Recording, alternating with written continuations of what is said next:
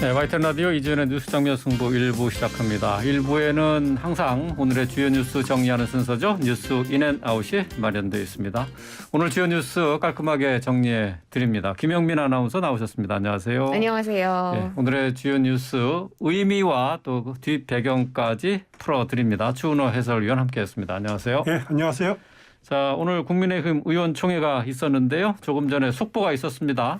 새로운 비대위 출범을 위한 논의가 있었는데 당원 개정안을 추인했네요. 네, 그렇습니다. 조금 전에 이제 국민의힘 의원총회 마무리가 됐고요. 당원 당규 개정안에 대한 치열한 논의가 있었지만 결과적으로는 이제 추인이 됐습니다. 네. 이제 어떤 내용이었냐면 선출직 최고위원 5명 중에 4명 이상이 거리된 경우를 이제 비대위 전환이 가능한 비상 상황으로 규정하는 내용, 당원 네. 96조에 대한 내용이었는데요.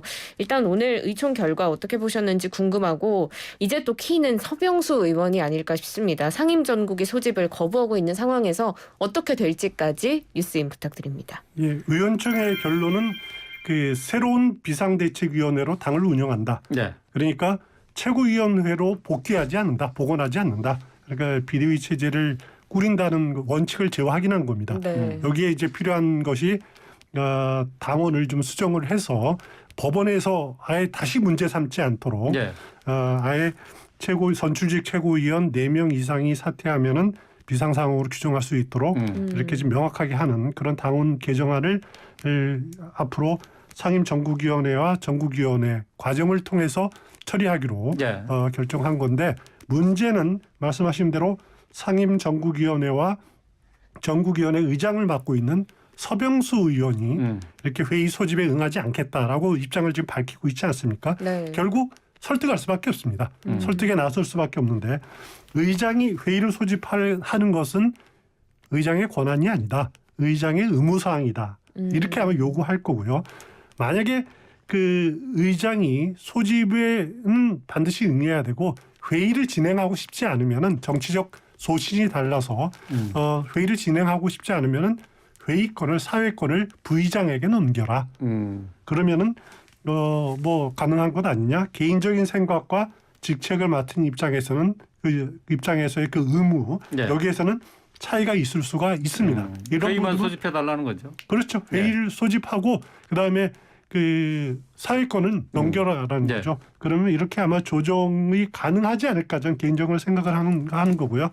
또 하나는 문제는 이제 오늘 의원총회에서는 권선동 원내대표의 거취 문제 이것에 대해서도 아주 격론이 벌어졌는데 결론은 권선동 원내대표가 밝힌 선수습 후 거취 표명 네. 그 입장을 존중하기로 했습니다. 자, 뭐 여러 가지 논란이 있습니다만은 여전히 이제 권성동 원내대표가 사퇴해야 된다라는 목소리는 계속되고 있어요. 네, 그렇습니다. 일단 오전 의총이 끝난 이후에 오선 중진의 조경태 의원이 취재진과 만나서 오전에 순서가 잘못된 게 비대위로 갈 거냐 말 거냐를 먼저 고민해야 되는데 당원 당규를 갖고 토론을 계속하더라라면서 이제 권 원내대표의 사퇴를 촉구했는데요. 권성동 원내대표는 의총 모두 발언에서 지금 당의 위기는 전 당대표의 성상납 의혹 무마 시도가 윤리비 징계를 받으면서 촉발됐음이 주지의 사실이다. 이렇게 밝히면서 지금 이제 당의 혼란 상황은 이준석 전 대표에게 있다라고 네. 좀 강조하는 그런 모습이었습니다. 네. 앞서 추 의원께서 얘기를 해주셨던 것처럼 지금 의총 결과 대부분의 의원들은 권성동 원내대표가 끝까지 당을 수습하고 난 이후에 거취에 대해서 책임을 지는 게 더 좋다. 이런 의견이 좀 다수였다라고 박형수 원내대변인이 밝히기도 했는데요. 지금 권성동 원내대표가 사퇴하고 새 원내대표를 선출해야 한다라는 입장, 그리고 이전 대표로부터 촉발된 이 당의 비상 상황을 현 원내대표가 당대표 직무대행으로서 좀 책임을 지고 수습해야 한다. 이렇게 갈리고 있는 것 같습니다. 어떤 방향이 좀 맞을 거라고 보세요? 일단 권성동 원내대표를 위한 권선동 원내대표 입장에서 한번 좀 볼 필요가 있을 것 같아요. 네. 물론 이제 권선동 원내대표가 대통령 문자 메시지를 노출을 해서 지금까지 이렇게 극심한 내용에 이르게 된 장본인이죠. 그 책임 분명히 가볍지 않습니다. 하지만 비대위 전환 과정만 놓고 보면은 권성동 원내대표가 무슨 오리를 범했나 하는 생각이 들지 않을 수 없는데 뭐 애초에 권성동 원내대표는 대표 징계 이후에 거리로 보지 않고 사고로 보지 않았습니까? 그렇죠. 그래서 네. 대표 직무대행으로 유지하려고 했었죠. 네. 그건 뭐냐면은 징계가 끝난 뒤에 이준석 대표가 복귀할 수 있는 길을 열어주겠다는 거였죠. 그런데 의원들이 연판장을 돌렸죠. 비대위원회를 전환하자라고 연판장을 돌렸고 의원총회에서 비대위 전환을 결정을 했고 권성동 원내대표는 자신은 거기에 따른 거다라고 하는 거죠. 그래서 네. 그 이후의 절차 주호영 비대위원장 선출하는 과정들을 쭉 자기는 밟았다라는 거죠. 그러니까 권성동 원내대표 입장에서는 사태가 이렇게 이르게 된 책임이 네. 1차로 불지른 사람은 이준석 전 대표다. 그리고 2차는 연판장을 돌린 의원들 아니냐. 네. 자신은 의원들의 요구를 결정을 충분히 따른 사람이다. 자신에게 정치적인 책임은 있을지 몰라도 혼란을 시작한 사람은 아니다. 그리고 의원들의 중지를 모아서 또 이후에 이제 법원 결정 이후에 새 비대위 체제로 가자고 결정을 했으니 자신은 거기를 따르고 사태를 수습하겠다. 그리고 또 권성동 책임론이 있으니까 그 이후에 거취를 결정하겠다. 그럼 물러나겠다는 뜻이죠. 네. 네. 그런 이거는 이제 권성동 입장에서 본 시나리오입니다. 그리고 설명이고 반면에 권성동 원내대표의 책임론을 주장하는 의원들은 보면은 사태 유발 당사자인 권성동 원내대표가 책임져야 된다. 왜 사태의 악화를 막지 못했느냐? 속내는 원래 대표가 되려는 욕심 때문에 이렇게 사태를 미적거리다가 이 지경까지 온 것 아니냐라는 것이 핵심인 것 같아요. 네. 그런데 이제 권성동 원내대표 책임론을 요구하고 있는 그룹을 보면은 크게 두 부류입니다. 한 부류는 중진들이죠. 안철수, 조경태, 윤상현, 서병수 의원 같이 이들은 친 이준석계는 아닌데 어떻게 보면 당의 그 빠른 수습을 위해서도 누군가 희생양이 필요한 것 아니냐라고 네. 권성동 원내대표의 책임론을 제기하는 거고 또 다른 부분은 이준석의 동정적인 그룹이죠. 하태경, 최지영 의원 같이 이들은 어떻게 보면 이제 공통적으로 나타나는 것이 권성동 원내대표가 사퇴하고 새 원내대표가 당 대표 직무대행으로 일하면서 최고위원회를 복원하자. 그러면은 비대위 체제는 부인되는 거죠.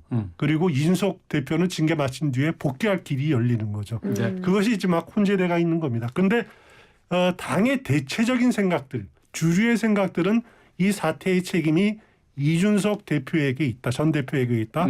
그리고 그 이후에 이준석 대표가 대통령을 비난하고 당을 비난하고 하는 과정들을 보면서 이제는 너무나 갈라설 수 없는 너무나 네. 루비콘과 같고 서로 네. 결별됐다라고 보고 있는 겁니다. 그래서 최고위원회 보고는 안 된다라는 것이 주류의 생각인 것 같아요. 네. 그래서 비대위의 체제를 고집하고 있는 것으로 저는 생각이 됩니다.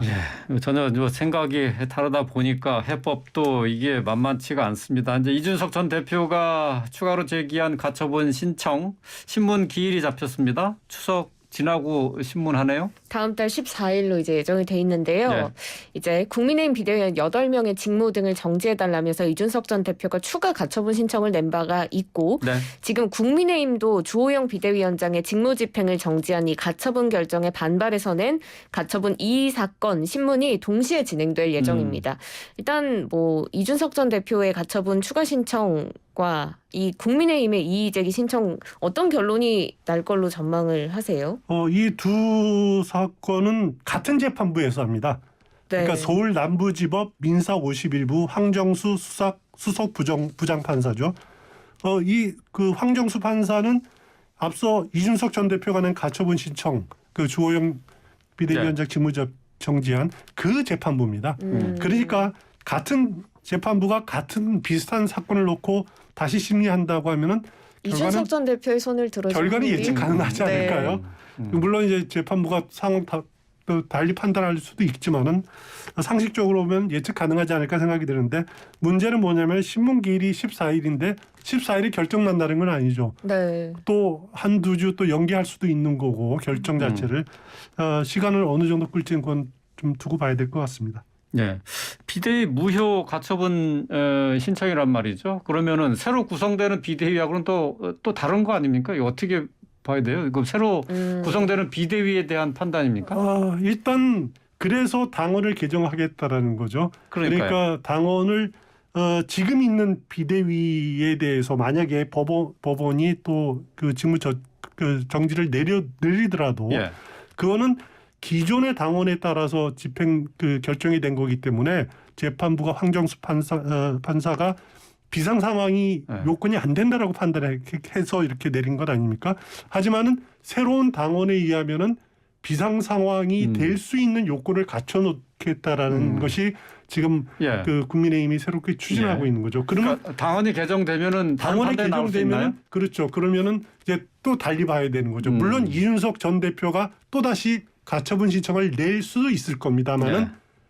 그러나 그 당시에 그때는 국민의힘의 주장으로는 이준석 전 대표는 대표가 아니기 때문에 신청 자격이 없다. 그리고 황정수 판사도 각하 판단은 내렸어요. 예. 이제 그런 판단을 내리지 않을까라고 기대를 하고 있는 겁니다. 예.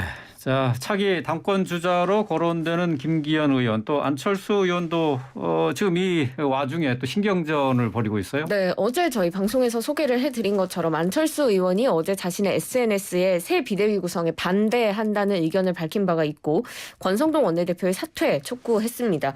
근데 여기에 이제 오늘 김기현 의원이 이 글을 약간 겨냥한 듯한 발언을 SNS에 올린 건데요. 네.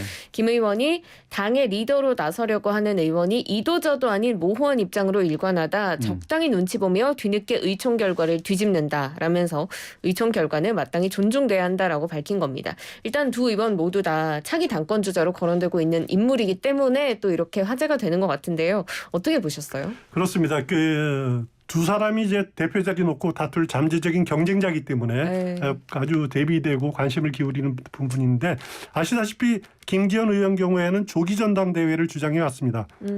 그렇기 때문에 최고위원회 복원은 안 된다. 비대위 체제로 운영해야 된다는 입장이었죠. 그 비대위도 짧은 시간 내에 활동을 종료해야 된다. 그래서 빠른 시간 내에 전당대회를 열어서 새로운 지도부, 새 대표를 뽑아야 한다는 입장입니다. 그거는 뭐냐면은 김기현 의원이 먼저 준비한 선출발한 그런 이점을 누리겠다. 네. 그런 뜻이죠. 반면 안철수 의원 경우에는 SNS 올린 글을 보면은 새 비대위 체제로 바꾼다는데 이거는 법원 취지에 맞지 않다. 정도도 아니다. 권성동 원내대표 물러나고 새 원내대표 뽑아서 대표 직무대행 체제로 가자라고 이렇게 주장을 해요. 명시적으로 밝히지 않았지만은 그 논리대로 하면은 최고위원회가 복원되는 겁니다. 그죠? 네. 네. 그리고 이준석 전 대표도 징계 마치고 내년 1월에 복귀할 길이 열릴 수도 있습니다. 그러면 이준석 전 대표는 임기를 마무리할 수도 있는 거죠. 전당대회는 내년 5월에나 열릴 수 있는 겁니다. 안철수 의원은 자신이 늦게 출발했기 때문에 그 기간에 충분히 준비하면 된다. 생각을 하게 되는 거죠. 그렇군요. 그렇지만은 이 안철수 의원의 의견이 받아들이지 않았는데 결정적인 건 뭐냐면은 국민의힘의 대부분의 생각이 이준석 전 대표의 복귀 가능성을 조금이라도 남겨두면 안 된다라고 하는 것이 다수의 생각인데 안철수 의원이 이걸 잘 못 읽었다. 저는 그렇게 생각이 그래요. 됩니다. 예. 자, 당원 개정안 국민의힘 의원총회에서 추인이 됐는데 전국 상임위 상정 절차 앞으로 어떻게 될지 좀 지켜봐야 될 부분입니다. 자, 이번에는 민주당으로 넘어가 보겠습니다. 오늘 이재명 신임 더불어민주당 대표와 윤석열 대통령의 깜짝 전화 통화가 있었네요. 네, 그렇습니다. 오늘 오전에 국회에서 이재명 민주당 신임 대표 또 이진복 대통령실 정무수석의 만남이 이루어졌는데 네. 이 자리에서 이제 윤 대통령과 이재명 대표의 전화 통화가 이루어진 겁니다. 윤 대통령이 먼저 제안한 걸로 알려졌고요. 한 3분 가량 통화가 이루어졌습니다. 윤 대통령은 민생 입법에 초당적인 협력을 부탁드린다 이렇게 말했고요. 이어 빠른 시간 내에 만나자라는 얘기도 주고받은 것으로 알려졌습니다. 네. 일단 이재명 의원이 당선 직후에 영수회담을 제안한 바가 있는데 그렇죠. 영수회담 표현 자체는 등장하지 않은 것으로 전해졌습니다. 짧은 통화였지만 정말 많은 의미를 가질 것 같은데요. 뉴스인 부탁드릴게요. 예, 3분 통화, 3분이라는 시간이 짧다면 짧고요. 하지만 하고 싶은 말, 메시지만 전달한다면은 3분 통화면 충분한 시간이죠. 네. 예. 통화가 이루어진 과정을 보니까 먼저 이진복 정무수석이 윤 대통령이 통화하고 싶어 한다라고 이렇게 이재명 대표에게 전했대요. 네. 그러니까 이 대표가 흔쾌하게 받아들였고 그래서 그 자리에서 이 수석이 대통령에 전화해서 연결시켜줬다라는 건데 네. 통화에서는 이제 만나자 이런 공감이 이루어졌습니다. 그런데 양측 발표를 보면 뉘앙스가 묘하게 다릅니다. 이재명 대표는 가능한 빨리 형식과 절차 없이 만났으면 좋겠다.